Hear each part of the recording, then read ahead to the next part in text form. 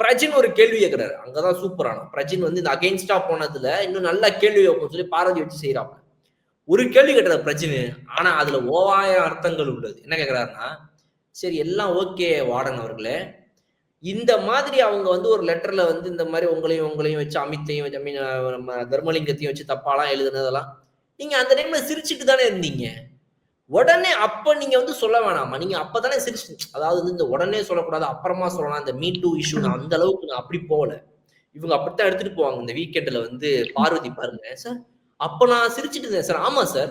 அதுக்கப்புறம் எனக்கு புரிஞ்சுது. அது தப்பு இல்லையா அப்படின்னு கேட்பாங்க. ரைட்டா? ஆனா அது என்ன இன்டென்ஷன் நம்ம பார்க்கணும். ஐயோ நமக்கு ஒரு நல்ல கண்டென்ட் வாய்ப்பு கிடைச்சது. அப்ப நம்ம சிரிச்சிருந்திருக்க கூடாது. திடீர்னு வந்து அதுக்கப்புறமா சண்டை போடுறாங்க அதுக்காக. அவ்வளவு பெரிய கேப். நீங்க 24/7ல பாத்தீங்கன்னா அதுக்கு இதுக்கு நடுவுல பெரிய கேப். திடீர்னு வந்து ஆமா அந்த மாதிரி எழுதியிருக்க கூடாதுல அப்படின்னு சொல்லிட்டு அததான் பிரஜன் கேட்கிறேன். ஏமா நீ அந்த இடத்துல நல்லா சிரிச்சு என்ஜாய் தானே பண்ணிட்டு இருந்த, நீ அதை நிறுத்தவே இல்லையே. நான் நிறுத்தினேன் சார். நிறுத்தவே இல்லையே. நிறுத்த ட்ரை பண்ணேன் சார். நான் நிறுத்த நினைச்சேன் சார். தலைகீழாக தொங்க விட்டு விடுவேன். அவ்வளவுதான் பார்த்துக்கொள் அப்படின்ற மாதிரி வந்து பிரஜின்லாம் வெறுப்பாயி, மா நீ அங்கெல்லாம் சிரிச்ச என்ஜாய் பண்ண நல்லா தான் நார்மலா இருந்த, நிறுத்தவே இல்லை அவங்க யாரையுமே. இப்போ வந்து திடீர்னு கம்ப்ளைண்ட் பண்றேன். புரியலம்மா.